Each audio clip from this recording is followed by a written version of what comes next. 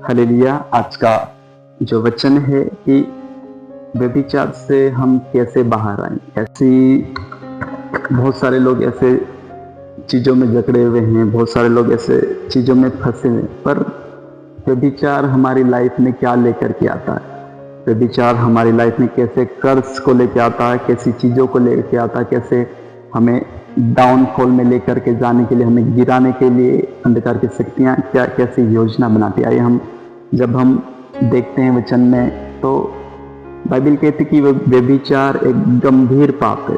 व्यभिचार करना एक गंभीर पाप है, लेकिन अगर सच्चे मन से पश्चाताप करें तो परमेश्वर हमें उस चीज से छुड़ाता है, उस चीज से आजाद करता है। हालेलुया। तो व्यभिचार है, यह केवल एक शारीरिक पाप नहीं। व्यभिचार एक शारीरिक पाप नहीं, बल्कि ये हृदय और मन में कब्जा करने वाली शक्ति है। व्यभिचार आपके हृदय और आपके मन में कब्जा करती है, इसलिए ऐसी चीजों से हमें दूर रहना है, ताकि परमेश्वर के कार्य को हम तेजी से कर सके। हालेलुया। आइए हम परमेश्वर के वचन में जब हम देखते हैं, उत्पत्ति में देखते हैं याकूब के 12 पुत्र थे।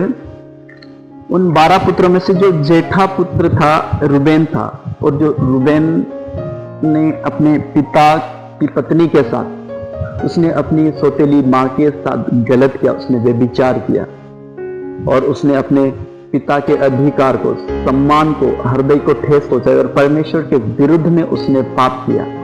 हालेलुया। जब उसने पाप किया तो तुरंत कोई शारीरिक दंड नहीं मिला उसे, तुरंत कोई शारीरिक प्रॉब्लम्स नहीं, परेशानी नहीं हुई। पर जैसे जैसे चलते गए जब याकूब बूढ़ा हुआ और काफी उम्र का हो गया, और वो कहने लगा कि अपने मरने पर हूँ और मैं अपने बेटों को आशीर्वाद देना चाहता हूँ, मैं उन्हें ब्लेस करना चाहता हूँ, तो उन्हें मेरे पास बुला लो। जब वो बेटे उसके पास आए, सारे उसके पास आए, जब याकूब उन्हें आशीर्वाद देने लगा, तो उसे वो बात याद आई, उसे वो बात पता चली कि इसने अपनी माँ के साथ व्यभिचार किया, इसने अपनी सौतेली माँ के साथ गलत किया।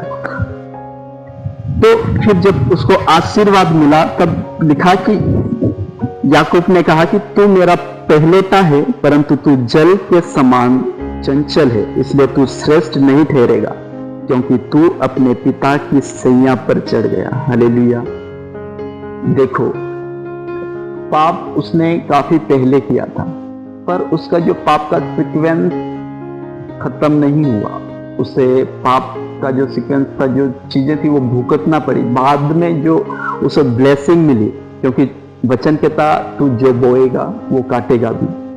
उसने व्यभिचार को बोया अपनी लाइफ में, उन चीजों को बोया, और वो उसी चीज का हकदार हुआ। हालेलुया। इसलिए जो रूबेन था वो पहलौठा होने का अधिकार उसने गवा दिया, उसने उस स्थान को गवा दिया। उसने परिवार में जो पहलौठे होने का अधिकार उसको नहीं मिला उसे, और जो पहलौठा होने का अधिकार था वो यूसुफ के घराने को मिल गया, क्योंकि यूसुफ एक परमेश्वर के साथ चलने वाला और पवित्रता के साथ और परमेश्वर के नियम अनुसार के साथ, विश्वास योग्यता के साथ चलने वाला व्यक्ति था। यूसुफ को उसके भाइयों ने बेच दिया और वो उस स्थान पे बंदी बनाकर ले जाया गया। फिर वहां काम करने लगा। काम करते करते जब वहां जो पोतीफर नामक व्यक्ति था, उसकी पत्नी उसे व्यभिचार करने के लिए बोल रही थी, उसे पाप करने के लिए बोल रही थी, पर जो यूसुफ था वो परमेश्वर के प्रति वफादार था, वो परमेश्वर के प्रति अपना विश्वास योग्य व्यक्ति था, तो वो उस पाप को छोड़ करके व्यभिचार से भागा। यहाँ पे वचन कहता है कि तू व्यभिचार से भाग, उसे काउंसलिंग नहीं देना, उसे हाँ कोई बात नहीं मैं आपको समझाता हूँ, नहीं, व्यभिचार से आपको भागना है तुरंत। अगर आपको लग रहा कि ये व्यभिचार करने के लिए उकसा रहे हैं, या मुझे ऐसे शरीर के कामों को करने के लिए उकसा रहे हैं, तो वहां से हमें तुरंत भागना है। हाँ, परिणाम यूसुफ के लिए परिणाम, हाँ उसे बंदीगृह में डलवा दिया, परिणाम उस कुछ टाइम सही नहीं था, पर वो परमेश्वर के प्रति वफादार रहा, विश्वास योग्य रहा, परमेश्वर के व्यवस्था के अनुसार चलने वाला रहा, तो परमेश्वर ने उसे, एक समय ऐसा आया, जो एक समय था वो बंदी गृह में था, वो जेल में था, पर वो परमेश्वर के प्रति वफादार रहा। उसी चीज को देख करके परमेश्वर ने उसे एक दिन प्रधानमंत्री के पद पर बिठाया। परमेश्वर ने उसे पूरे देश, पूरे राज्य, पूरे देशों का अधिकारी बना दिया। और देखो आगे जो अकाल का समय आया, 7 साल जो अकाल का समय आया, उस समय परमेश्वर ने उसे बड़ा इस्तेमाल किया। परमेश्वर ने उसे उन लोगों की मदद के लिए, हर एक उन लोगों के लिए इस्तेमाल किया। हालेलुया। तो इसलिए हमें परमेश्वर के साथ वफादार रहना। अगर आप पाप कर रहे हो, अगर आप अभी भी ऐसी चीजों में हो, अभी भी आप अपनी पत्नी को छोड़ के किसी और की पत्नी के साथ गलत संगति में हो, आप किसी और लड़की के साथ गलत चीजों में हो, अगर आप अपने हस्बैंड होने के बावजूद, अपना पति होने के बावजूद किसी और के साथ आप रिलेशनशिप में हो, आप किसी और लड़के के साथ गलत तरीके से आप उसके साथ हो, तो आप छोड़ दें। क्योंकि जो रूबेन ने पाप किया, उस समय उसे कुछ पता नहीं चला। उस समय उसने पाप किया, उसे अच्छा लगा होगा, पाप किया। पर जब ब्लेसिंग लेने की बारी आई, जब ब्लेसिंग रिलीज करने की बारी आई, तो उसके हिस्से में श्राप था, उसके हिस्से में वो कर्स था। इसलिए मेरे प्रियो, आप याद रखें, मैं आपको चेतावनी देना चाहता हूं कि ऐसे घृणित पाप से निकलो, ऐसे घृणित पाप में नहीं पड़ना है। ऐसी चीज में जब आप पढ़ोगे तो आप कर्स अपनी लाइफ में, अपने जीवन में, अपने बच्चों के जीवन में, अपने परिवार के जीवन में देखोगे। इसलिए अगर इन चीजों से निकल के अगर आप यूसुफ की तरह उस व्यभिचार से भागते हो, यूसुफ काउंसलिंग करने के लिए नहीं रुका था, वो भागा। क्योंकि वचन कहता कि तू व्यभिचार से भाग, काउंसलिंग काम में नहीं आएगी, वहां आपको भागना है। उस समय अगर आपके सामने व्यभिचार, आपको लग रहा है कि हाँ मुझसे ऐसी चीजें हो रही है, इसलिए उस चीज को भागना है। इसलिए हमें व्यभिचार से दूर रहना, क्योंकि ये हमारी लाइफ को डाउनफॉल में लेके जाता है। हमारे जीवन में, हमारी जिंदगी में ये शर्मिंदगी को लेकर के आता है व्यभिचार। याद रखे, व्यभिचार आपके जीवन में, अगर आप व्यभिचार कर रहे हो, आप इन चीजों में पड़े हो, तो ये आपके जीवन में शर्मिंदगी को लेकर के आएगा। और सब कहेंगे, जब आप ये चीजें पता चले, सब कहेंगे कि अच्छा ये व्यभिचारी था, अच्छा इसने पाप किया था, अच्छा ये इसके साथ ऐसे व्यभिचार कर रहा था। हालेलुया। इसलिए हमें इन चीजों से निकलना है। अगर आप अपने इन चीजों से निकलना चाहते हो, तो दाऊद ने जब पाप किया था, दाऊद ने जब बैतशेबा के साथ पाप किया, तो उसने कन्फेस किया था, उसने खुदा को बताया था कि परमेश्वर मुझसे गलती हुई, मुझसे पाप हुआ, परमेश्वर तू मुझे क्षमा कर, माफ कर, तेरा आत्मा मुझसे अलग ना कर। हालेलुया। इसलिए हमें परमेश्वर से क्षमा मांगनी है, उस कन्फेस करना है। नीति वचन में लिखा कि जो अपने पापों को छिपाता है उसका कार्य सफल नहीं होता, परंतु जो उन्हें मान लेता और छोड़ देता है उस पर दया की जाएगी। हालेलुया। इसलिए सबसे पहले अपने पापों को स्वीकार करना है, मान लेना है। अगर आप नहीं मानोगे, आप परमेश्वर के सामने जाके नहीं कहोगे, आप परमेश्वर के सामने जाके कहना है कि परमेश्वर मुझसे गलती हुई, पाप हुए, तो क्षमा कर। परमेश्वर क्षमा करेगा और नया जीवन देगा। अगर आप ऐसा नहीं करते तो आप उसी चीज में पड़े रहोगे और वो कटनी को काटना पड़ेगा। हालेलुया। दूसरा कि पाप से दूर होने का दृढ़ निश्चय ले। पाप प्रलोभन को लेकर के आता है, पाप ऐसी चीजों को लेकर के आता है, तो आपको उससे दूर रहना है। आप परमेश्वर की सामर्थ को मांगे, परमेश्वर की हॉली स्पिरिट की, पवित्र आत्मा की सहायता मांगे कि परमेश्वर तू, पवित्र आत्मा तू मुझे इन चीजों से निकाल, मैं इन चीजों से अलग होना चाहता हूँ, मैं ऐसे पाप की जिंदगी में नहीं जीना चाहता, ऐसी चीजों में नहीं पढ़ना चाहता हूँ, आप उनसे दूर हो जाए। हालेलुया।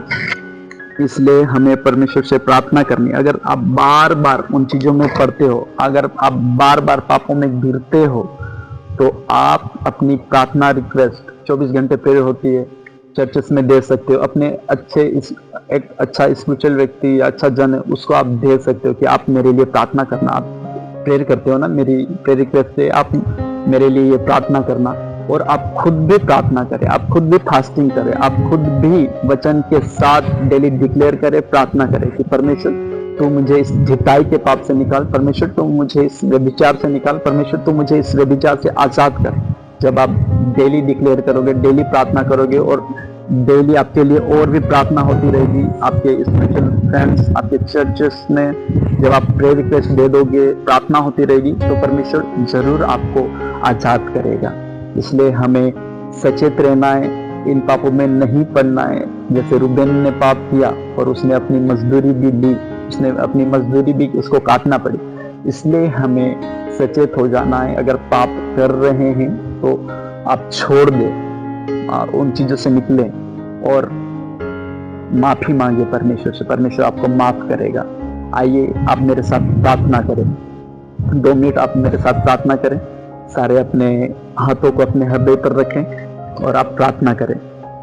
मेरे पाप को खुदावन तू क्षमा कर। खुदावन तूने कहा है खुदावन, अगर तेरा पाप लाल रंग का क्यों नहीं हो, उसे मैं धो करके श्वेत कर दूंगा, कहा सफेद कर दूंगा, हिम के समान सफेद कर दूंगा, कहा खुदावन। आज जितने लोग देख रहे हैं खुदावन पिता परमेश्वर, तू इनके पापों को धो करके श्वेत कर दे, सफेद कर दे खुदावन पिता परमेश्वर।